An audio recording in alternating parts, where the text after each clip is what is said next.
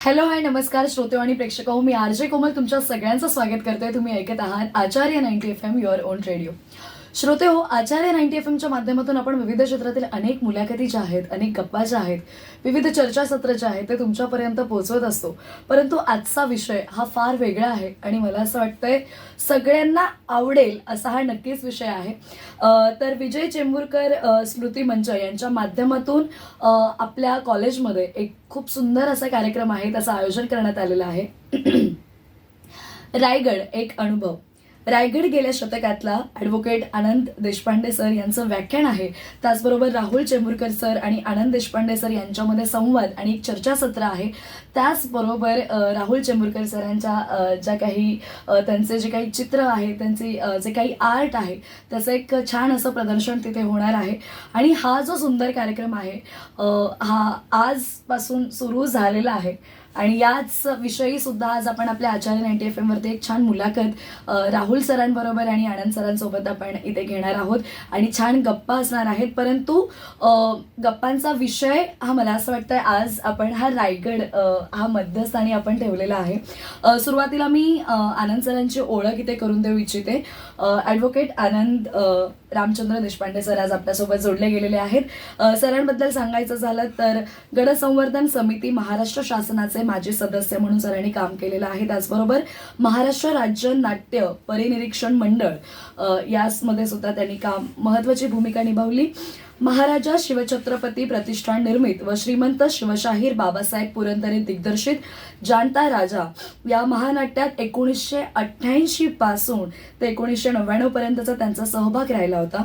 आत्तापर्यंत 275 प्रयोगातून मध्यमवयीन शिवाजी महाराज व शाहीर यांच्या भूमिका त्यांनी साकारलेल्या आहेत. या प्रयोगाच्या निमित्तानं 1997 साली अमेरिका व 2015 साली त्यांचे इंग्लंडचे दौरे सुद्धा झाले. गोणीदा दुर्गप्रेमी मंडळाच्या वतीने आयोजित केल्या जाणाऱ्या दुर्ग साहित्य संमेलनाचे संस्थापक सदस्य म्हणून सरांनी काम पाहिलेलं आहे. आतापर्यंत त्यांची बरीच पुस्तकं सुद्धा आपल्या भेटीला आली. त्यातलेच काही महत्त्वाचीच म्हणजेच पुनर्भेट, ज्यामध्ये गोनीदांच्या साहित्यकृतींची जे काही वर्णन आहे ते आपल्याला पाहायला मिळेल. त्याचबरोबर कातळमणीचा ठाव, काही जनातलं काही मनातलं, आनंदाचे डोही, श्री रायगड, आनंद तरंग यांसारखी अनेक पुस्तकं आहेत ती सुद्धा सरांची भेटीला आलेली आहेत. त्याचबरोबर आज आपल्यासोबत ज्यांनी अगोदरही आचार्य 90 FM वरती ज्यांना आपण ऐकलेलं आहे तर असे राहुल चेंबूरकर सर सुद्धा जोडले गेलेले आहेत. सरांबद्दल सांगायचं झालं तर सर वास्तुविशारद आणि वारसा संवर्धन व्यावसायिक आहेत आणि 1988 पासून वास्तुविशारद प्रकल्पाचे सहसंस्थापक म्हणून त्यांनी काम पाहिलेलं आहे. स्थापत्यशास्त्रातील 3 दशकांहून अधिक अनुभव असलेले ते ऐतिहासिक वास्तू आणि समकालीन प्रकल्पाच्या डिझाईन, जीर्णोद्धार आणि संवर्धनात सरांचा सक्रिय सहभाग आपल्याला पाहायला मिळतो. आजचे जे आपले दोन्ही पाहुणे आहेत, पाहुणे म्हणणार नाहीत, हक्काच्या व्यासपीठावरती हक्काच्या ठिकाणी तुम्ही दोघंही आज इथे आलेला आहात. तुमच्या दोघांचं मनपूर्वक स्वागत आचार्य 90 FM वरती. सर, या गप्पा असणार आहेत, ओघवत्या गप्पा आहेत. अनेक प्रेक्षक असतील, आपले श्रोते आहेत ज्यांना रायगड त्याविषयी असणारे अनेक प्रश्न आहेत, त्याचा उलगडा आज आपण इथे करणार आहोत. राहुल सर, तुमच्यापासून सुरुवात करेन. तुम्ही जसं की मगाशी आपण याविषयी बोललो बिहाइंड कॅमेरा की तुम्ही आत्तापर्यंत बऱ्याच वेळेला रायगडावरती जाऊन आलेला आहात आणि रायगड तुम्हाला प्रत्येक वेळी वेगळा भासत गेलेला आहे. त्यातून तुम्ही दरवेळेला प्रत्येक वेळी नवीन नवीन गोष्टी ज्या आहेत त्या शिकलेल्या आहात. तर रायगडचं आणि तुमचं नातं कसं आहे आणि हा जो कार्यक्रम आपण घेतलेला आहे त्यामध्ये रायगडच का? रायगडच का हे उत्तर पहिला देतो. नक्कीच. त्याला 2 कारण आहेत. एक कारण म्हणजे आत्ता मध्यंतरीच त्याचा खूपच उहापोह झाला की महाराष्ट्रातले 11 किल्ले आणि 1 जिंजीचा किल्ला असे मिळून 12 किल्ले हे युनेस्कोच्या लिस्टमध्ये अधोरेखित झाले, इन्क्लूड झाले आणि त्याला एक दर्जा प्राप्त झाला त्याच्यात. तर हे झाल्याचा अभिमान नक्कीच महाराष्ट्राला आहे. त्याचा विचार करता नंतर माझ्या लक्षात आलं की आपण काहीतरी ह्याच्यावर भाष्य करावं ह्याच्यात, आपल्याला काय वाटतं ह्याच्याबद्दल. आणि मग असं लक्षात आलं की रायगडवरती खूपदा जाणं झालं आहे, रायगडबद्दल खूप वाचलं आहे, अनुभवलं आहे रायगड. एक लहान असताना जवळजवळ 10-11 वर्षाचा असताना पहिली भेट जी रायगडला दिली, म्हणजे जो वारसा माझ्या आईबाबांनी मला जो दिलाय, ज्याचा अभिमान आहे, की तो इतिहासाची एक आवड तयार केली. म्हणजे आम्ही जेव्हा कुठे, म्हणजे आपण सहलीला कधी जातो, तर मला आठवते की दरवर्षी कुठल्या तरी एक गडावरती जाणं हा विषय, एक संस्कार होता तो. तर तिथपासून ते मग शाळा म्हणजे कॉलेजमध्ये गेल्यानंतर तेव्हा ट्रेकिंगच्या दृष्टीने रायगडला जाणं होत होतं. नंतर मग सुदैवाने बाबासाहेबांशी संबंध आल्यानंतर शिवसृष्टी ह्या प्रकल्पामध्ये एक कॉन्सेप्ट व्हिज्युअलायझर आणि वास्तुविशारद म्हणून जेव्हा काम बघायला लागलो, तेव्हा डॉक्युमेंटेशनच्या पॉईंट ऑफ व्ह्यूने रायगड बघणं झालं. त्याच्यामुळे हे सगळा जो अनुभव, म्हटलं की हा लोकांपर्यंत आपण पोचवूया, जेणेकरून ह्या हे जे 12 किल्ले, त्यातला रायगड हा एक महत्त्वाचा आहे. तर युनेस्कोमध्ये आल्यानंतर त्या दृष्टीने लोकांपुढे जावं हे घेऊन, जेणेकरून लोकांना एक वेगळा अनुभव देत आहे, लोकांना त्याच्यात एक दृष्टी देत आहे. ते एक कारण त्याच्यात. आता माझा अनुभव रायगडशी, रायगड आणि एक नातं मला वाटते सगळ्यांचंच एक भावविश्व असतं. म्हणजे महाराष्ट्रामध्ये गड किल्ल्यांशी नातं नसणारा माणूस खूपच, मला वाटते वेगळ्यापेक्षा ते कमनशिबी असेल. मग ते नातं जर कोणी जोडलंच नाही, तर मग त्याचं मला वाटतं एक थोडं कुठेतरी एक कमतरता आहे त्याच्यात. लकीली मला खूपच वेगळ्या पद्धतीने खूप समवयस्क आणि खूप अधिकाराने ह्या विषयाशी निगडीत लोक जी होती त्यांचा सहवास लाभला आणि वेगळी दृष्टी प्राप्त झाली. त्याच्यामुळे रायगडवरती दरवेळेला जाताना त्या काळानुरूप वेगळा अनुभव घेतला. लहान असताना एक वेगळा घेतला, कॉलेजमध्ये असताना जाताना जेव्हा बघायचो तेव्हा वेगळा घेतला, आणि मग जाणतेपणी जेव्हा एक काहीतरी आपल्याला एक कमिटमेंट आहे, काहीतरी कार्य करायचं आहे, आणि जे आपण वाचत होतो, मग केल्यानंतर प्रश्न येत होते की हे भग्नावशेष आहेत, ते आपण काय, कसे असतील, कसं असतं, ते करण्याचा, ते परत रिक्रिएट करण्याचं एक माझ्या नशिबी आलं सुदैवाने. त्या दृष्टीने मग त्याचं डॉक्युमेंटेशन रायगडचं, त्याचं व्हिज्युअलायझेशन, हे सगळं, हा सगळा विषय जो आहे तो वेगवेगळ्या पद्धतीने रायगड बघता. रायगड हा एक मला वाटतं आपण म्हणतो ना, एक back of the mind continuously चालू असतं आपलं, तसं माझं आहे कुठेतरी. म्हणजे आता तू जर मला म्हणालीस की रायगडचं, म्हणजे मी एक वास्तुविशारद असताना आणि एक इलस्ट्रेटर असताना माझी एक सवय आहे, ती लागली आहे की कुठल्याही ऐतिहासिक जागेवर गेल्यानंतर संध्याकाळी परत आल्यानंतर मी एक मेमरी स्केच करतो. आणि ते मेमरी स्केच काही न बघता असतं, जे मेमरीत ठासून भरलेलं असतं, जे तुमच्या लक्षात राहिलेलं आहे. तर रायगड हा एक असा आहे, त्याचं मेमरी स्केच आता जरी मला सांगितलं तरी कुठला तरी एक त्याच्यातली वास्तू जी मला भावली तसं मी एक स्केच करू शकतो. मला वाटते तेच माझं नाते आहे रायगडची. क्या बात आहे. म्हणजे मी असं म्हणेन की रायगड हा 24 तास तुमच्या सोबत आहे, मनामध्ये कुठेतरी तुमच्या सतत. म्हणजे रायगड म्हटलं की मग तुमच्या ज्या काही बऱ्याच आठवणी आहेत त्या सतत तुमच्यासोबत जोडलेल्या आहेत. मला असं वाटतं खरंच हे खूप वेगळं नातं आहे. आणि ह्याचमुळे मला असं वाटतं हा जो कार्यक्रम आपण होतोय तो रायगड आणि त्याविषयी बरंच काही होणार आहे. आनंद सर, तुम्ही आज जोडले गेलेले आहात. राहुल सर आणि तुमच्यामध्ये खूप छान असा संवाद हे होणार आहे, संभाषण तुमच्या दोघांमध्ये असणार आहे, जे लोकांना ऐकायला मिळणार आहे. त्यातला विषय हा फार महत्त्वाचा आहे. मला असं वाटतं रायगड गेल्या शतकातला हा जो आपण विषय घेतलेला आहे, हा विषय निवडण्यामागचं कारण आणि म्हणजे काय सांगाल की हे आता रायगड म्हटलं की बऱ्याच गोष्टी आहेत त्याविषयी बोलायला, पण गेल्या शतकातला हे का? दोन गोष्टी आहेत. एक, रायगडाचा साध्यंत इतिहास जर आपण पाहिला तर आपल्याला साधारण 7व्या-8व्या शतकापासूनचे त्याचे उल्लेख मिळतात. पण प्रामुख्याने रायगड प्रकाशात आला तो महाराजांच्या, जेव्हा महाराजांनी तिथे राजधानी करायचं ठरवलं, म्हणजे 1656च्या जानेवारी महिन्यामध्ये महाराजांनी वेढा घातला आणि 1656च्या एप्रिल महिन्यामध्ये महाराजांनी रायगड जिंकून घेतला. आत्ताचं जे रायगडाचं स्वरूप आहे ते त्यावेळेला नव्हतं. साधारणपणे 1656 ते 1674 पर्यंत रायगडावरची सगळी बांधकामं ही चालू होती आणि आत्ताचा जो रायगड आपल्याला दिसतो तो महाराजांनी बांधून घेतलेला रायगड आपल्याला पाहायला मिळतो. मग त्याच्यावरचा शिवाजी महाराजांचा राज्याभिषेक असेल, संभाजी महाराजांचा राज्याभिषेक असेल, या सगळ्याच्या महत्त्वाच्या गोष्टी आहेत. हे सगळं मध्ययुगातलं, म्हणजे ज्याला आपण साधारणपणे मध्ययुगीन कालखंडाचा इतिहास जो म्हणतो, तो साधारणपणे शिवाजी महाराजांच्या जन्मापासून ते औरंगजेबाच्या मृत्यूपर्यंत असा एक टप्पा, आणि औरंगजेबाच्या मृत्यूपासून पेशवाईच्या अंतापर्यंत असा दुसरा टप्पा, म्हणजे 1630 ते 1818 ह्या सगळ्या कालखंडामध्ये रायगडाचं जे काही महत्त्व होतं, त्यातलं महत्त्व शिवाजी महाराजांच्या मृत्यूनंतर जरी थोडं कमी कमी होत गेलं, तरी पुढच्या मग सगळ्या कालखंडामध्ये रायगड कसा होता, काय होता, हे सगळंच झाकून गेलेलं होतं. साधारणपणे 1900चा सगळा जो सुमार होता, त्या कालखंडामध्ये पहिल्यांदा काही माणसं अजून स्वातंत्र्य मिळायचं होतं, तर एक इंग्रजांचा सिंक्लेअर नावाचा अधिकारी पहिल्यांदा तिथं साधारण एक 1896च्या सुमारास वगैरे कधीतरी गेला, आणि त्यांनी ते सगळी पाहिली, ती भग्नावस्था सगळ्या समाधीची, आणि तो बरोबरच्या माणसांना असं म्हणाला की काय माणसं आहात तुम्ही, की ज्या माणसाने स्वतःचा सगळा कार्यकाल सगळा तुमच्या मुक्तीसाठी वापरला, बरोबर. स्वतःचा देह झिजवला, त्या माणसाच्या समाधीची जर ही अवस्था असेल, तर तुम्हाला म्हणजे काय, कुठल्या भाषेत दूषणं द्यावीत. हा माणूस जर इंग्लंडमध्ये जन्माला आला असता, तर आम्ही त्याचं काय कौतुक केलं असतं. म्हणून त्यांनी त्या काळी समाधीच्या पूजेसाठी किंवा ह्याच्यासाठी एक 5 रुपयाचा निधी त्यावेळेला त्यांनी दिलेला होता.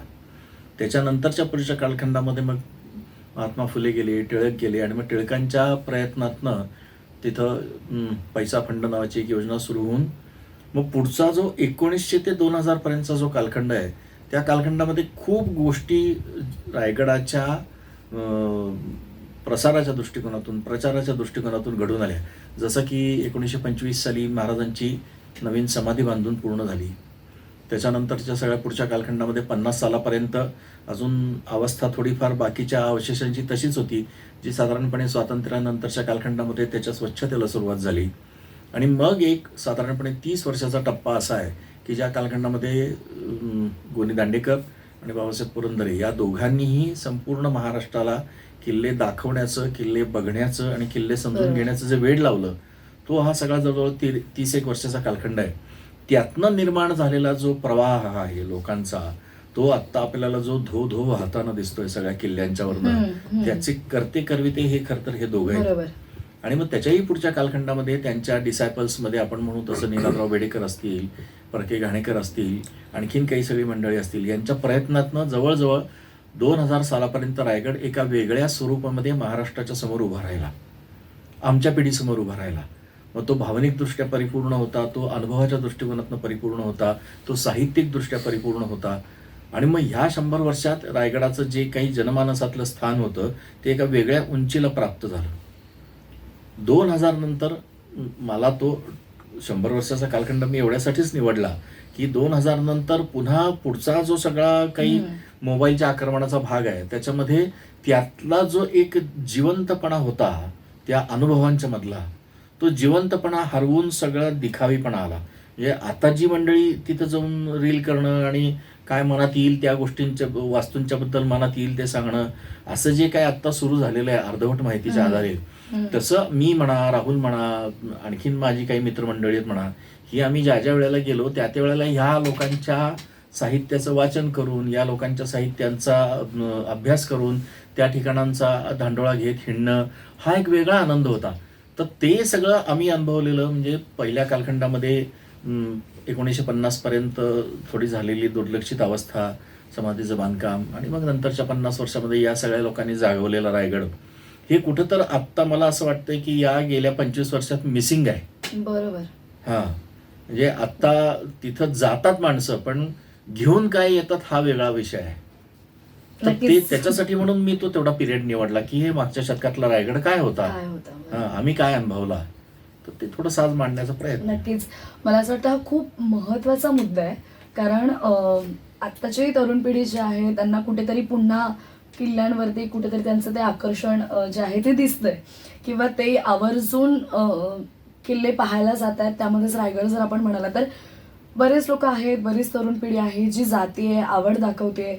पण जसं की तुम्ही महत्त्वाचा मुद्दा मांडलात की अर्धवट माहिती, अर्धवट ज्ञान, आणि मग त्याच्यातून जे काही पुढे ज्या काही माहिती येत आहेत त्या सोशल मीडिया थ्रू कुठेतरी वेगळ्या पद्धतीने पोहोचत आहेत. पण सर, यालाच अनुसरून एक मला थोडासा एक वेगळा प्रश्न कदाचित मी येईन, कारण मीडियाबद्दल आपण जरा बोलतोय.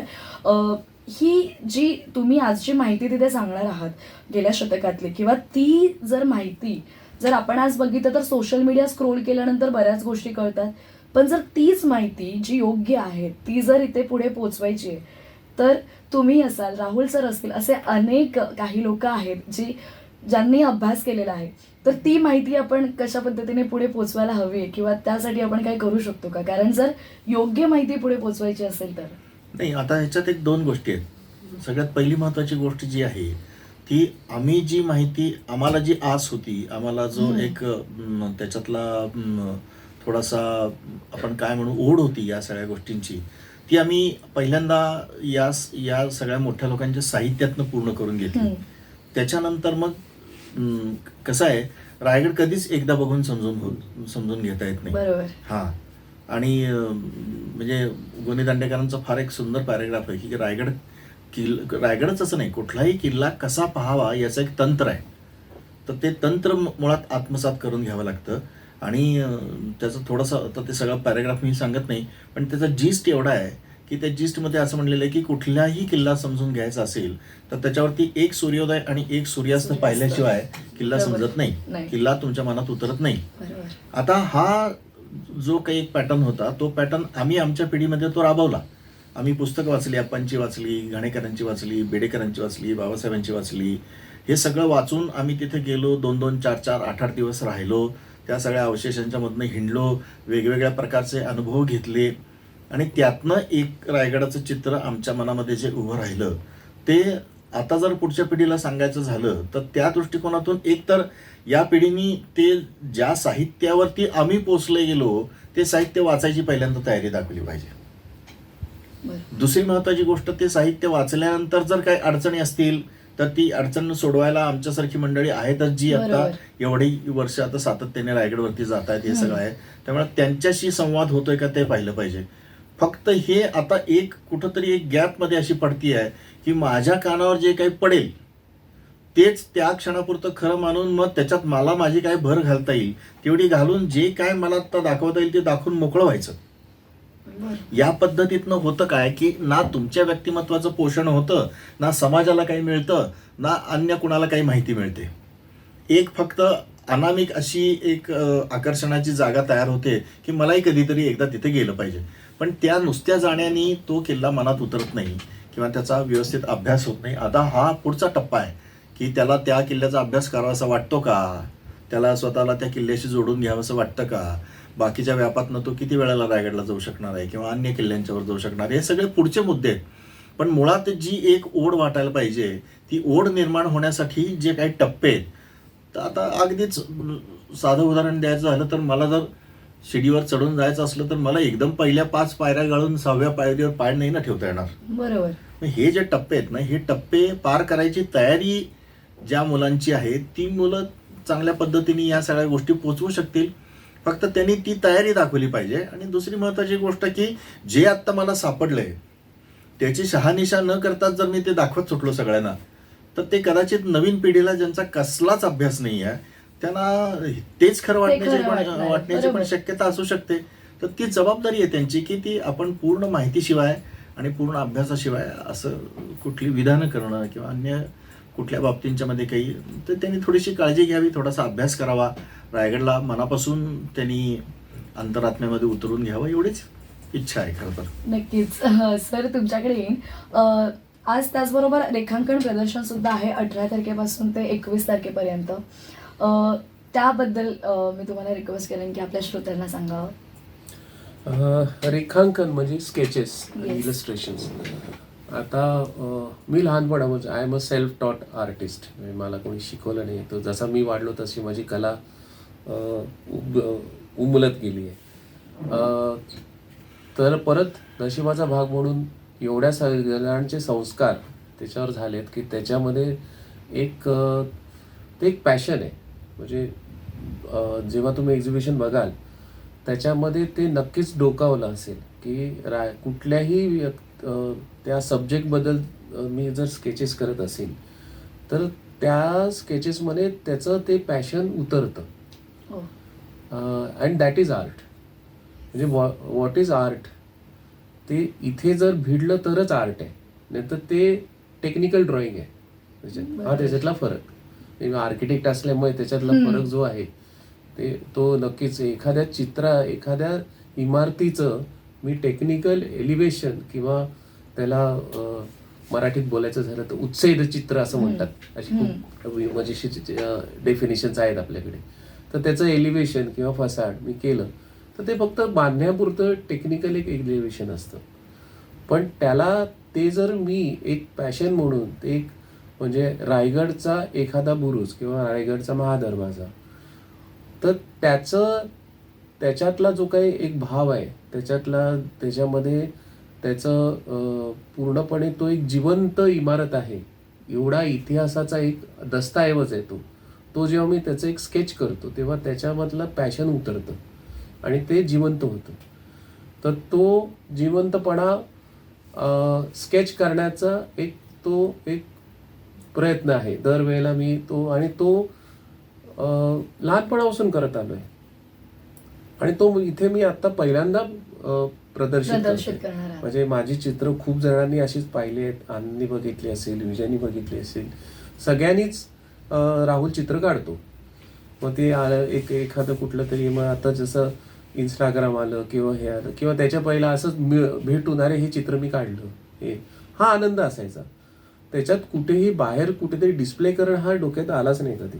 तो कदाचित तो माझा दोष असेल त्याच्यात, पण तो एक जीवनाचा भाग होता त्याच्यात. आता ते परत एक विषय आला आणि खूप जण अरे तू का नाही दाखवत, एक प्रदर्शन का घडवत नाही, हे नाही, असा विषय खूपदा विचार करत होतो. हा कुठेतरी एक हे पॉइंट सापडला की आपण रायगड हा वेगवेगळ्या पद्धतीने चितारला आहे. कधीतरी वॉटर कलरमध्ये केला आहे, कधीतरी लाईन स्केचमध्ये केलं आहे, कधीतरी ते चित्र ते अख्खी इमारत कशी असेल याचं इमॅजिनेशन केलं आहे. या सगळ्याचं एक प्रदर्शन घडवावं आणि म्हणून हा अख्खा इव्हेंटच तयार समोर झाला. आणि हा जो मंच आहे जो मी साधारणतः 2011 माझ्या बाबांच्या स्मृतीमध्ये तयार केला, त्याचा त्याची सेंट्रल आयडिया हीच होती की इतिहास हा लोकांपर्यंत पोहोचणं. कारण माझे बाबा होते ते पण व्याख्यानं द्यायचे आणि ते इतिहास आणि शिवाजी महाराज हा खूप त्यांचा आवडीचा विषय होता. सो 2011 ते एक आपला पॅन्डेमिक येईपर्यंत तो वेगवेगळे इतिहासातले विषय घेत गेलो. मध्ये थोडा ब्रेक घेतला आणि तो परत एक नवीन पान उलगडायचं होतं ते. त्या अनुषंगाने मग आनंदशी बोलल्यानंतर विषय आला की आपण रायगडवरती मीच विषय मांडला की रायगड आपण हे करूया, रायगडवरती करूया का.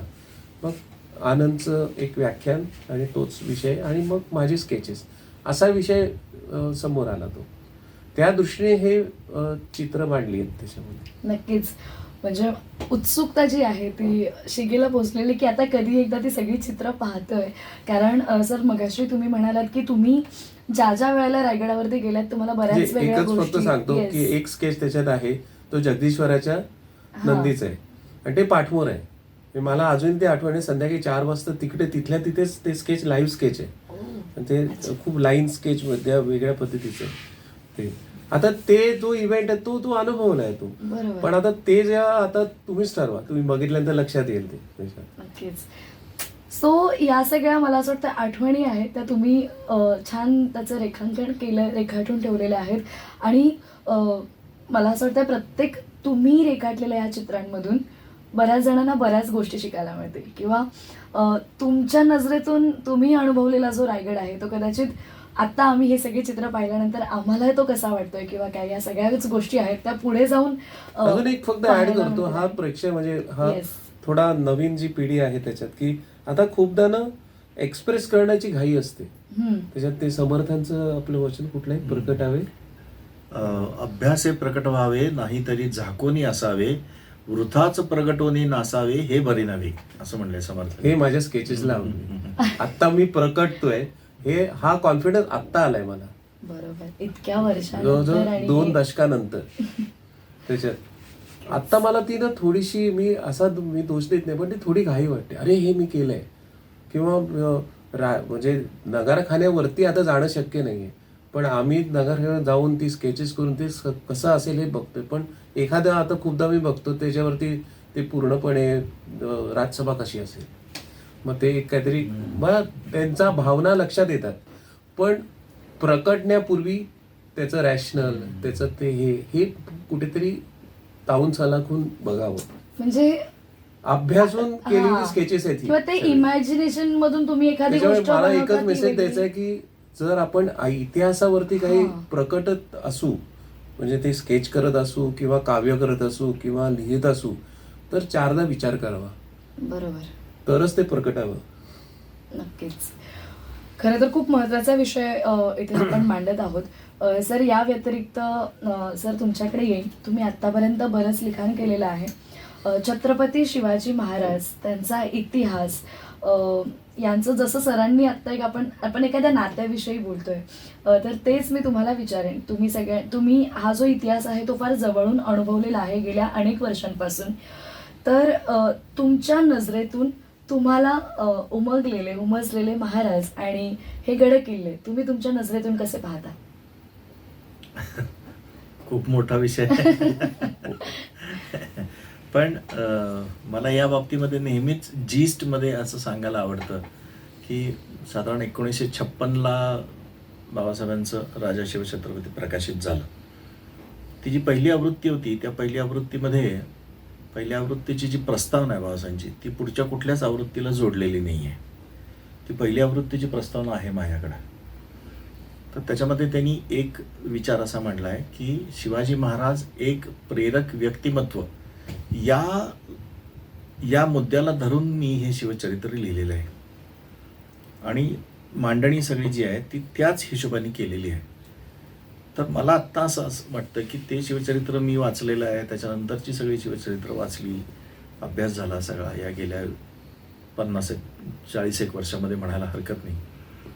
आता असं लक्षात येतं की आत्ताच्या कालखंडामध्ये सुद्धा आणि तत्कालीन कालखंडामध्ये सुद्धा महाराजांचं व्यक्तिमत्व हे कुठल्या दृष्टिकोनातून आगळं वेगळं आहे.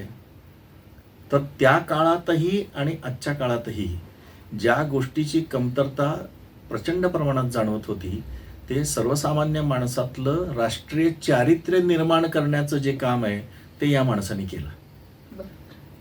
आपल्याकडे एक वैयक्तिक चारित्र्य असतं आणि एक राष्ट्रीय चारित्र्य असतं. वैयक्तिक चारित्र्याच्या बाबतीमध्ये माणूस काळजी खूप घेतो. माझं घर स्वच्छ असलं पाहिजे ही वैयक्तिक चारित्र्याच्या बाबतीतली गोष्ट झाली. पण मग घरातला कचरा झाडून रस्त्यावर नेऊन टाकणं हा राष्ट्रीय चारित्र्याच्या दृष्टिकोनातून अपराध आहे. तर ते ज्याचं दुर्लक्ष त्याही वेळेला झालेलं होतं आणि आजही होतंय असं म्हणायला हरकत नाही. ते एक राष्ट्रीय चारित्र्य निर्माण करणारा एक व्यक्तिमत्व म्हणून शिवाजी महाराजांच्याकडे पाहिलं पाहिजे. ही खरी आजची त्या काळची गरज होती, आत्ताचीही गरज होती. दुसरी महत्त्वाची गोष्ट अशी दिसते आपल्याला की महाराजांना उणपुरं 50 वर्षाचं आयुष्य मिळालं. त्यातली 15 वर्षाची आपण पहिली लहानपणातली सोडली तर केवळ 35 वर्षामध्ये या माणसाने उभं केलेलं जे कर्तृत्व आहे ते त्याच्या आधीच्या 350 वर्षात कुणाला निर्माण करता आलं नाही आणि त्याच्या पुढच्या 350 वर्षामध्ये कुणाला टिकवता आलं नाही. असं एक 35 वर्षाचा दैदिप्यमान कालखंड आपल्याला महाराजांच्या रूपाने या सगळ्या इतिहासामध्ये दिसतो. तर आता तो समजून घेण्याचा एक भाग सगळ्यात महत्त्वाचा म्हणजे महाराजांनी त्या कालखंडामध्ये जो काही कारभार केलेला आहे त्या सगळ्या कारभारामधनं आपल्याला असं दिसतं की महाराजांनी कधीच कुणाचीच रेस पुसायचं काम केलं नाही. तू साळी, तू माळी, तू कोळी असं न करता त्यांनी त्यांच्या देवदेश धर्माची एक रेघ एवढी मोठी मारून दाखवली की त्याच्यामध्ये लोकांना कळायला लागले की अरे ह्या बारीक सारीक ज्या गोष्टी आहेत ना ह्याच्याकरता जीव द्यायचा आणि घ्यायचा नसतो, तर ही जी प्रचंड मोठी रेघ आहे स्वराज्याची त्याच्यासाठी जीव द्यायचा असतो. बरोबर. आता महाराजांच्याही कालखंडाच्या आधी आणि नंतरही माणसं तीच आहेत, वृत्ती तीच आहे, प्रदेश तोच आहे, नद्या त्याच आहेत, हवा तीच आहे. पण मग एक 35 वर्षाचा कालखंड या सगळ्यात उजळून कसा निघतो, तर त्या सगळ्याचा वातावरण करून माणसातलं सत्व जागं करण्याचं जे काम आहे ते जे महाराजांच्या व्यक्तिमत्वामुळे घडून आलं ते ना आधी कधी घडलं ना ते पुढच्या कालखंडात कधी घडलं. त्यामुळे तो जो एक शिवाजी महाराजांच्या व्यक्तिमत्वाचा भाग आहे तो जितक्या लवकर महाराष्ट्राला आणि राष्ट्राला समजेल तितक्या लवकर हे राष्ट्र पुन्हा आपल्या परमवैभवापर्यंत जाऊ शकतं अशी माझी स्वतःची धारणा आहे. नक्कीच. कुठेतरी ज्या गोष्टी आपण इतिहासात ऐकतो, वाचतो, त्या केवळ वाचनापुरता मर्यादित न ठेवता त्याचा आपण स्वतःच्या वैयक्तिक आयुष्याशी कसा संबंध जोडतो आणि बदल काय करतो हेही महत्त्वाचं आहे. सर, त्यालाच अनुसरून एक अतिशय महत्त्वाचा प्रश्न. आपण किल्ल्यांविषयी बोलत होतो, रायगडाविषयी बोलत होतो, महाराज आणि त्यांचा इतिहास. खरं तर हे खूप मोठे विषय आहेत, ज्यामध्ये केवळ आपण अर्ध्या आणि 1 तासामध्ये नक्कीच बोलू शकत नाही. पण सर, किल्ल्यांच्या प्रती एक वैयक्तिक म्हणून किंवा आपण स्वतः म्हणून आपली एक जबाबदारी असते आणि कुठेतरी ही जबाबदारी आत्ता पार पडताना काही लोक आहेत ते दिसत नाही आहेत, किंवा दुर्ग, किल्ले, गड हे यांची जबाबदारी आपण माणूस म्हणून घेणं फार गरजेचं आहे. तर या सगळ्यांवरती काय वाटतं तुम्हाला? सगळाच दोष आत्ता आपल्याला या समाजाला किंवा पुढच्या पिढीला देऊन चालणार नाही. कारण कसं आहे, शेवटी एखाद्या व्यक्तिमत्वाबद्दल किल्ले ही सुद्धा एक ऐतिहासिक व्यक्तिमत्वच आहे. बरोबर. त्यांनी त्या कालखंडामध्ये जे कार्य केलेलं आहे किल्ल्यांनी, ते कार्य त्या कालखंडाच्या दृष्टिकोनातून एक आयकॉनिक बरोबर. असंच काम आहे. तर ती जी व्यक्तिमत्व आहेत की नाही, त्या व्यक्तिमत्वांचा हे समजून घेण्यासाठी जर आपल्याला खरोखर ओढ निर्माण करायची असेल तर ती एक तर मुळात अशा माणसांनी निर्माण करावी लागते की ज्यांनी तो किल्ला पाहिलाय, समजून घेतलाय, उमजून घेतलाय आणि जगलाय. अशी माणसं जेव्हा समाजासमोर उभी राहून किल्ले सांगतील त्यावेळेला ती किल्ले समजतील. आणि दुसरी महत्त्वाची गोष्ट की ज्या कालखंडामध्ये आम्ही किल्ले हिंडलो किंवा ज्या कालखंडामध्ये माझी पिढी किल्ले हिंडत होती, त्या कालखंडामध्ये एवढी बाकीची प्रलोभनं काहीच नव्हती ना. बरोबर. मोबाईल्स नव्हते, OTT प्लॅटफॉर्म नव्हते, बाकीचं काही नव्हतं, काही नव्हतं. त्याच्यामुळं आमच्या दृष्टिकोनातून आम्ही सुदैवी होतो की आम्हाला या सगळ्या व्यक्तिमत्व विकासाच्या ज्या काही टप्प्यांच्यावरती किल्ले आमच्या आयुष्यात आले, ते आमच्या आयुष्याचा महत्त्वाचा भाग बनून राहिले. मग सातत्याने प्रतापगडला एक 40 वेळेला जाणं असेल, रायगडवर एक 72-73 वेळेला जाणं असेल, या सगळ्यातनं आम्ही त्या सगळ्या वातावरणाशी इतके एकरूप झालो. तितकं एकरूप व्हायला या नव्या पिढीला जर आपण अपेक्षा करत असू तर त्या नव्या पिढीकडं ते सोपवताना आपणही तितक्याच ताकदीने त्यांना ते दिलंय का? ज्या ताकदीने गोनी दांडेकरांनी, बाबासाहेब पुरंदरेंनी, घाणेकरांनी आमच्यापर्यंत इतिहास पोहोचवला, त्या ताकदीने आमची पिढी देते का आज पुढच्या पिढीला? ते जर देत नसेल तर त्यांना नुसतंच तुम्ही जाताना रील काढता, तुम्ही गोंधळ घालता म्हणून, तुम्ही काय घोषणा देता म्हणून घोषणा द्यायचा अधिकार आम्हाला नाही आहे. आम्ही कितपत प्रयत्न केलेत किंवा त्यांनी मग त्या दृष्टिकोनातून, म्हणजे एक शेवटी कसं आहे माहिती का, तुम्ही हा सगळा भाग आपण सोडून देऊ. मुळात माझं एक म्हणणं असं आहे की मुळात रायगड असू दे किंवा आणखीन कुठला असू दे, रायगडाच्या बाबतीत तर माझं स्वतःचं एक विधान आहे की रायगड हा जगातला सगळ्यात मोठा लोहचुंबक आहे. तुम्ही एकदा कधीतरी जाऊन त्याला चिकटा, तो तुम्हाला मरेपर्यंत सोडत नाही. हां, तुम्ही उन्हाळ्यात जावा, तुम्हाला पावसाळ्यात बोलवतो, तुम्ही पावसाळ्यात जावा, तुम्हाला हिवाळ्यात बोलवतो, तुम्ही हिवाळ्यात जावा, तुम्हाला उन्हाळ्यात बोलवतो. एकदा जाऊन रायगड पाहिला आणि समाधान झालंय अशी माझ्या पाण्यातली माणसं फार कमी आहेत. सातत्याने रायगडला जाणारी, वारीसारखी रायगडला जाणारी माणसं मी पाहिलेली आहेत, अनुभवली आहेत. मी स्वतः तेच करतो. त्यामुळे हे नवीन पिढीपर्यंत जर पोचवायचं असेल तर ज्या ताकदीने आमच्या पदरात या सगळ्या मोठ्या लोकांनी ह्या किल्ल्यांचं प्रेम घातलं, ते न सांडता, न सवडता आम्ही जर दुसऱ्या पिढीपर्यंत पोचवू शकलो तर मग आम्हाला काहीतरी बोलायचा अधिकार आहे. अर्थात त्यांची मग म्हणजे ते न सांडता, न सवडता आम्ही जे हातात धरून टिकवून ठेवलं, आमचे पदरही तेवढे घट्ट होते. आता त्या पिढीने तेवढी आता त्या पिढीने ती तेवढी तयारी दाखवली पाहिजे. ते जर बोज्जाला शिवून आल्यासारखे जर शिवून यायला लागले कुठल्याही किल्ल्याला, तर किल्ला कधी अंतरंगात उतरत नाही.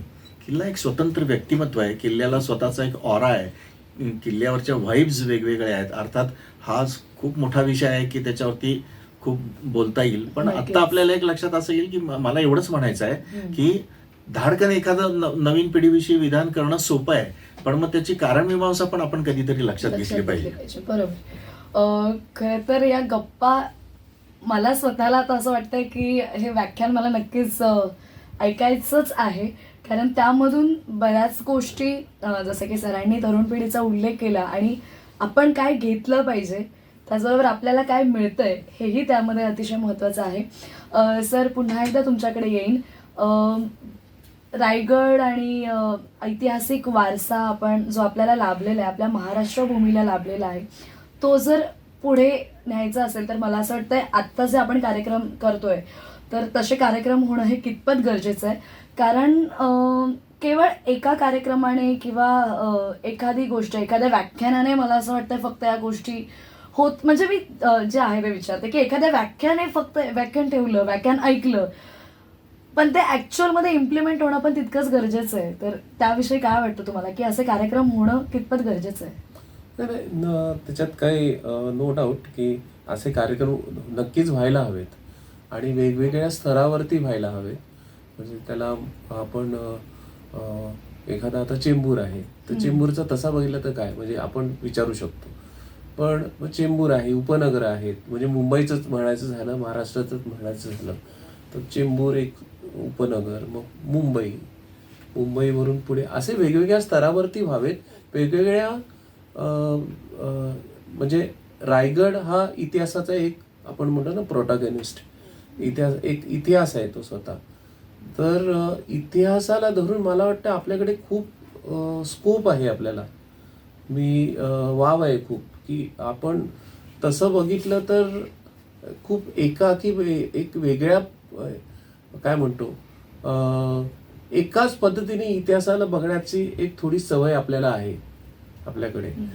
त्याला वेगवेगळ्या पद्धतीने तो उलगडवून त्याचा आस्वाद घेणं इतिहासाचा, फक्त तो शाळेतल्या पुस्तकामध्ये एक स्कोरिंग सब्जेक्ट न रादर मला लहानपणापासून हा विषय सतवायचा की इतिहासाच्या ह्याला मार्क कशासाठी पाहिजेत. त्यापेक्षा इतिहास हा एक्सप्लोर होत गेला एक लहान मुलापासून ते एक जेव्हा आपण एक व्यक्तिमत्व आपलं पुढे जात असतं तर त्या अनुषंगाने इतिहास हा तुम्हाला व्हॅल्यू ॲडिशन म्हणून असायला पाहिजे. तुमच्या जीवनामध्ये ते एक व्हॅल्यू काय आहे त्याच्यामध्ये, तुमच्यामध्ये एक संस्कार आहे तो त्याच्यात. आणि मग त्याच्यासाठी हे उपक्रम आवश्यक आहेत. एक वेगळ्या पद्धतीने त्याच्यातलं ॲस्थेटिक्स म्हणा, इतिहासाला पण एक ॲस्थेटिक्स आहे, एक त्याच्यामध्ये पण कलागुण आहेत. म्हणजे इतिहास फक्तच लढायांचा असतो का? नक्कीच तो महत्त्वाचा आहे. पण इतिहास म्हणजे history is also of discoveries, history is also of काय म्हणतो योगायोग. योगायोगाने घडलेल्या इतिहासाच्या ज्या घटना आहेत त्या पण खूप महत्त्वाच्या आहेत आणि ती रंजकता आहे त्याच्यातली. म्हणजे मराठ्यांच्या इतिहासामध्ये पण आनंद खूप गोष्टी आपण ऐकल्या आणि खूप सांगेल की खूप रंजक आहे इतिहास खूपदा. आणि तो म्हणजे कारण कसं आहे आपण जे आता बघतो ते आपण म्हणजे कंटिन्युअसली लगेचच कोणीतरी उठलं आणि ही लढाई घडली. म्हणजे मला खूपदा असं होतं की लढाई चालू असताना काय घडत असेल. बरोबर. म्हणजे सिंहगडावरती हे करताना तो पूर्ण म्हणजे हा वेगळा पद्धत आहे, एक विचार करण्याची एन्झायटी वेगळी आहे पद्धत की काय होत असेल. मग म्हणजे तो म्हणजे पूर्ण गड जो आहे तो वेगळ्या, आता आपण तो एक ट्रेकिंग म्हणून म्हणतो, एक इतिहासाचा दस्तऐवज म्हणून म्हणतो, पण तो आता स्थिर झालाय. तो एक इतिहास सांगतोय आपल्याला. आपण तो पूर्ण इतिहास घडत असताना तो गड कसा असेल. सो इतिहास मला असं वाटतं की खूप स्कोप आहे. हा एक खारीचा वाटा आहे माझा. तो असे फोरम्स खूप लोक चालवतात आणि मी असं म्हणत नाहीये, पण मला वाटतं इट इज अ लॉंग वे. म्हणजे भारतामध्ये आणि रादर मी म्हणेन महाराष्ट्रामध्ये पण खूप अनटॅप्ड इतिहास आहे. म्हणजे स्थानिक इतिहास पण आहे. म्हणजे आपण रायगडच्या दृष्टीने आज बोलतोय, पण आपण चेंबूरमध्ये असलो, मग चेंबूरला इतिहास आहे का? निश्चित आहे. मग जर तो इतिहास माहिती असेल तर आपल्याला चेंबूरबद्दल एक कुठेतरी आपली नाळ जोडली आहे का, तो एक कनेक्ट तयार होतो. म्हणजे त्याच्यामध्ये आत्ताच आपण एक बोलण्यात विषय आला की घरातला कचरा आपण बाहेर टाकणं, घर साफ करणं, त्याला इंग्लिशमध्ये एक आमच्या टेक्निकल पद्धतीने एक त्याला एक डेफिनेशन आहे, नॉट इन माय बॅकयार्ड. मी म्हणेन त्याला ऍड करेन not in my front yard. म्हणजे माझ्या घराच्या पल्याड आणि आल्याड काय आहे हे मला माहीतच नाहीये, किंवा तेवढाच मी म्हणजे माझं नाही आहे ना, चला बरं माझं अंगण नाही आहे ना. पण मग आपला जो काही एक शेजार आहे, आपलं जे एक नेबरहूड आहे, ते कसं तयार झालं. जर हे आता तुला चेंबूरमध्ये राहताना जर हे माहीत असेल की चेंबूर हे खूप जुनं गाव आहे, तर मग एक कनेक्ट. मग तू विकेंडला कदाचित मॉलमध्ये जाणार नाही. मॉलमध्ये का जातात? काही नाही आहे, ठीक आहे. मग चेंबूरमध्ये एखादी देऊळवाडी आहे का? मग चेंबूरमध्ये एखादी लढाई घडली आहे का? चेंबूरमध्ये चेंबूरच्या इथूनच 30 किलोमीटर फक्त घारापुतीचं बेट आहे, ज्याच्या एलिफंटाची युनेस्को फेमस गुफा आहेत. फक्त 30 किलोमीटर इथून. जे आपण बसलोय तिथून गुगलवर टाकलं तर फक्त 30 किलोमीटर आहे. म्हणजे मुंबई हे एक शहर आहे की ज्याच्यात सर्वात जास्त रॉककट केव्ज आहेत. हे मी जर कोणाला सांगितलं तर आश्चर्य वाटेल, पण ती रियालिटी आहे. म्हणजे उपनगर पकडली तरच. तर असं इतिहास हा आपल्या, मला वाटते ना, खूप जवळचा. आणि हिस्टॉरिकल टाइमलाईन तर खूपच रंजक आहे. म्हणजे खूपदा असं आपण नुसता थोडासा हात असा लांब जास्त नेला तर खूप इतिहास जवळचा वाटू शकतो. एखादी घटना फक्त 100-200 वर्षापूर्वी घडली आहे बाबा. सो मला वाटतं हे आपल्यावर म्हणजे वी हॅव टू डिसाईड की हे व्हॅल्यू ॲडिशन आपल्या जीवनात आपण आणावं का, की ज्याने मग आपल्याला काहीतरी एक नॅशनल कॅरेक्टर, हा विषय जो बोललो ना, एक राष्ट्रीय व्यक्तिमत्व, हे खूप महत्वाचं आहे की त्याच्यामुळेच आपली आयडेंटिटी तयार होते. म्हणजे दरवेळेला मी वारसा जतन संवर्धन हा विषय खूप माझं हे करतो. तर वारसा जपणं हे म्हणजे काय, तर स्वतःची एक आयडेंटिटी. उपनिषदामध्ये आपला तो एक प्रश्न आहे, कोहम, मी कोण. तर मला असं वाटतं की ती आयडेंटिटी धुंडाळत बसणं हेच आपण करतो जीवनात. आपण करताना जे काय आपण करतो ते, हा इंटरव्ह्यू घेतोय किंवा एखादा सकाळी नोकरीला माणूस जातोय, तर मग त्याच्या पलीकडे काय आहे. म्हणजे राष्ट्रीय व्यक्तिमत्व झाल्यानंतर काय होणार आहे, एक समाज म्हणून आपण काय किती प्रगल्भ होणार आहोत. प्रगल्भता, मला वाटते आपल्या जीवनातली प्रगल्भता वाढवणं याचा इतिहासाचा मोठा भाग आहे आणि ते आवश्यक आहे. आपण प्रगल्भ होणं आवश्यक आहे. ते थोडंसं कुठेतरी बॅकसीटला जाते आता, मला असं वाटतं. नक्कीच खूप महत्त्वाचा मुद्दा आहे हा. आणि वेळेचं बंधन असल्यामुळे मला खरं तर या गप्पा थोडासा आपल्याला विश्राम द्यावा लागेल. परंतु आज तुम्ही दोघंही इथे आलेले आहात आणि इतिहास, आपली संस्कृती, वारसा, रायगड याविषयी आपण बऱ्याच गोष्टी बोलतोय. खरं तर हे सगळे, यातला प्रत्येक एक शब्द असा मोठा आहे की त्या शब्दांवरती आपण बरंच काही बोलू शकतो. परंतु वेळेची मर्यादा असल्यामुळे मला इथेच थोडंसं थांबावं लागेल. जाता जाता मी आनंद सर तुम्हाला विनंती करते, व्याख्यान होणार आहे, त्याचबरोबर संवादही होणार आहेत. संवाद तुमच्या दोघांमधून बऱ्याच गोष्टी आज लोकांपर्यंत पोहोचतील, ज्या माझ्यापर्यंतही आत्तापर्यंत पोहोचल्या की काही गोष्टी आपल्याला माहीत नसतात. केवळ आपण काही 1-2 पुस्तकांमध्ये वाचलेलं असं तेच आपल्याला सगळं खरं वाटतं. पण त्या पलीकडे जाऊनही जसं तुम्ही सांगितलं की अजूनही बऱ्याच गोष्टी आहेत ज्या तुम्ही तुमची संग्रहित माहिती आणि तुम्ही अनुभवलेल्या गोष्टी आज तुम्ही लोकांपर्यंत पोहोचवणार आहात. तर एकंदरीतच हा संपूर्ण उपक्रम त्याविषयी जाता जाता. हा, नाही, आता राहुल म्हणाला तसं की त्याचा एकट्याचाच फोरम आत्ता हे असं करतोय अशातला भाग नाही आहे. प्रत्येकजण आपापल्या परीने काहीतरी प्रयत्न करतायत. सगळ्यांनाच या सगळ्या वारशाविषयी एक उत्सुकता आहे, काही करण्याची इच्छा आहे. तर जो तो आपापल्या परीने प्रयत्न करतोय. कोणी व्याख्यान ठेवेल, कोणी स्लाइड शो करेल, कोणी आणखीन काय करेल, कोणी आणखीन काय करेल. मला आता वैयक्तिकरित्या असं वाटतं की आता आपण थोडं बदलत्या जगाबरोबर पण थोडंसं पुढं गेलं पाहिजे. तर आता ज्या काही नवीन टेक्निक्स येत आहेत, मग त्याच्यामध्ये AI असेल, आणखीन असेल, हे असेल, तर नवीन पिढीनी नव्या पद्धतीने हा सगळ्या जुन्या गोष्टींचा इतिहासचा अभ्यास करून ते नव्या पद्धतीने मांडावं की जे जसं नवीन पिढीला आवडेल. समजा उद्या आता आज आम्ही पाहिली तर ती आम्हाला चौथरा दिसतो, राहुलनी पाहिलं तर त्याच्यावरचा पूर्ण वाडा दिसतो राहुलला. मग पुढच्या पिढीने आता तो वाडा AI मध्ये तयार करून दाखवावा, जेणेकरून नवीन पिढीला ते चांगल्या पद्धतीने समजू शकेल. तर तो इतिहास पुढे नेण्याचाही एक प्रकल्प या सगळ्या गोष्टीतनं होत असतो. आणि एक गोष्ट आपण नेहमीच लक्षात ठेवली पाहिजे की हे इतिहास आपण जेव्हा म्हणतो ना, तेव्हा हे फार काहीतरी लांबचं आहे वगैरे असं काही नसतं ते. कारण इतिहास, वर्तमान आणि भविष्य हे इतकं एकमेकाला चिकटलेलं असतं की आज सकाळी मी पुण्यात होतो, आता हा इतिहास झाला. मी आत्ता चेंबूरमध्ये आहे, हे आत्ताचं माझं वर्तमान आहे आणि आज रात्री मी परत पुण्यात असेन, हे भविष्य झालं. इतका तो माझ्या स्वतःच्या व्यक्तिमत्वाला चिकटलेला आहे, इतिहास, वर्तमान आणि भविष्य. तर ते क्षणाक्षणाला प्रत्येक वर्तमानाचा इतिहास होत असतो आणि प्रत्येक वर्तमानाला एका क्षणाचं भविष्य असतं. हे इतकं दैनंदिन जीवनामध्ये आपण लक्षात ठेवलं पाहिजे की याच्यामध्ये एकदा आपण शिरलो की मग आपल्याला असं लक्षात येतं की हे म्हणजे राष्ट्रीय जीवनामध्ये आत्ता आपल्याला असं लक्षात येतं नेहमी की ज्या देशाला 35-40 हजार वर्षांचा इतिहास आहे, त्या देशाला 300-350 वर्षापूर्वी घडलेले एक महान व्यक्तिमत्व हे तर खरं परसांगणात घडलेले एखाद्या घटनेसारखं जवळचं वाटलं पाहिजे. या राष्ट्रीय जीवनामध्ये 300-350 वर्ष हे काहीच नसतं. सातवाहनांच्या काळातले शिलालेख आणि वास्तू आपण आज बघत असताना इसवी सन पूर्व 250 ते इसवी सन 250 असा कालखंड होता सातवाहनांचा. त्यांची लेणी ही सगळी जर आपल्याला जवळची वाटत असतील, पैठण वगैरे सगळं, तर मग शिवाजी महाराजांचा इतिहास तर तुमच्या आमच्या परसांगणात घडलेला आहे. त्यांनी बांधलेले किल्ले आज आपण अजून बघतोय, त्यांनी बांधलेले विहिरी बघतोय, त्यांनी बांधलेले पूल बघतोय, त्यांनी घेतलेले निर्णय आपण अभ्यास करतोय, त्याच्यावरती साहित्य आहे.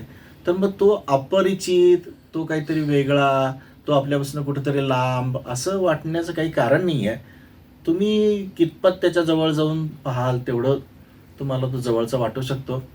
तुमच्या दैनंदिन जीवनाच्या संघर्षातनं तुम्हाला किती वेळ मिळतो हा तुमचा वैयक्तिक भाग आहे. पण शेवटी मला असं वाटतं की एक तुमचं वैयक्तिक आयुष्य ही एक नाण्याची बाजू असली तर तुमचं एक सामाजिक आयुष्य ही नाण्याची दुसरी बाजू असते. एकाच बाजूला तुम्ही जर उद्या सगळं कोरीव काम करत बसला तर मागची बाजू जर सगळी तशीच कोरी राहिली तर तुमच्या व्यक्तिमत्वही कुठंतरी अर्धवट राहील असं मला वाटतं. तर त्या दृष्टिकोनातून नाण्याच्या दोन्ही बाजूंच्याकडे तुमचं लक्ष असलं पाहिजे, त्याच्या दृष्टिकोनातून प्रयत्न घडले पाहिजेत आणि आपण इथून जाताना एक आपलं परिपूर्ण जीवन जगल्याचा आनंद आपल्याला असला पाहिजे. नक्कीच. तर श्रोते हो, आजची ही विशेष मुलाखत, हा जो विषय होता, जसं की मुलाखतीला इथे सुरुवातीला बसल्यानंतर आणि आता हे सगळं फार जवळचं वाटू लागलंय, आपलं वाटू लागलंय आणि कदाचित तुमच्या दोघांच्याही शब्दांमध्ये ती ताकद असावी, कारण तुम्ही हे बऱ्याच अनुभवातून आलेल्या गोष्टी आहेत त्या कदाचित सांगत होतात आणि सांगत आहात. तसंच मला असं वाटतं की हा जो एकंदरीत उपक्रम 18 तारखेपासून ते 21 तारखेपर्यंत हे रेखांकन प्रदर्शन सुद्धा होणार आहे, आपल्या आचार्य कॉलेजमध्येच आहे. त्यामुळे चेंबूर आणि इतर आजूबाजूच्या परिसरातील जे कोणी माझे प्रेक्षक श्रोते जे मला ऐकतायत, पाहतायत, त्यांना सगळ्यांना विनंती आहे की त्यांनी आवर्जून हे पाहण्यासाठी, अनुभवण्यासाठी यायचं आहे. तर पुन्हा एकदा तुमच्या दोघांचेही मनपूर्वक आभार मानते की मला कल्पना आहे की नक्कीच आता कार्यक्रम सुरू करायचा आहे आणि सगळी गडबड चालू असतानाही तुम्ही आज इथे आलात.